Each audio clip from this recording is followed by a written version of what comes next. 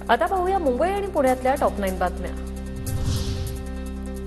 मुंबई महापालिकेची कनिष्ठ आणि दुय्यम अभियंता परीक्षा स्थगित करण्यात यावी। म्युनिसिपल इंजिनियर्स असोसिएशनची महापालिका आयुक्तांकडे मागणी। तलाठी परीक्षेत घोटाळा झाला त्या संस्थेकडे परीक्षेची जबाबदारी का, परीक्षार्थींचा सवाल। पश्चिम रेल्वेवर 9 फेब्रुवारी रोजी होणारा ब्लॉक रद्द। विरार ते वैतरणा आणि सफाळे ते केळवे दरम्यान घेण्यात येणार होता ब्लॉक।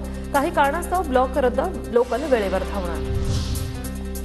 मुंबई गारठली, तापमानाचा पारा 20 अंश सेल्सिअस पर्यंत खाली। कुलाब्यात 19.5 तर सांताक्रूजमध्ये 17.6 अंश सेल्सिअस तापमानाची नोंद। आणखी 2 दिवस गारवा कायम राहण्याची शक्यता।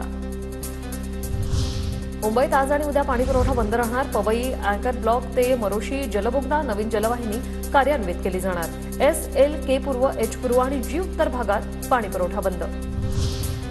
कोथरूडमधील वाहतूक कोंडी सोडवण्यासाठी मंत्री चंद्रकांत पाटलांचं पालकमंत्री अजित पवार यांना निवेदन। मिसिंग लिंकसाठी निधीची मागणी। चंद्रकांत पाटील आणि अजित पवार यांच्यात बैठक। पुण्यात दहशत माजवणारी टोळी जेरबंद, तोडफोड करणाऱ्या आरोपींची पोलिसांकडून धिंड। बिबवेवाडीत 50हून अधिक वाहनांची तोडफोड केल्यानंतर पोलिसांकडून कारवाई। पुण्यात 3 नवीन GBS संशयितांची नोंद। जिल्ह्यात आतापर्यंत 5 जणांचा मृत्यू, 60 जणांवर ICUत उपचार तर 21 रुग्ण व्हेंटिलेटरवर। राज्यात आतापर्यंत 130 GBS रुग्णांचं निदान। पुणे महापालिकेचा 100 थकबाकीदारांकडे 334 कोटींचा मिळकत कर थकीत। थकबाकीदारांमध्ये राजकीय नेते आणि उद्योजकांचा समावेश। बड्या लोकांविरोधात महापालिका कारवाईचा बडगा उगारणार का, याकडे सर्वसामान्यांचं लक्ष।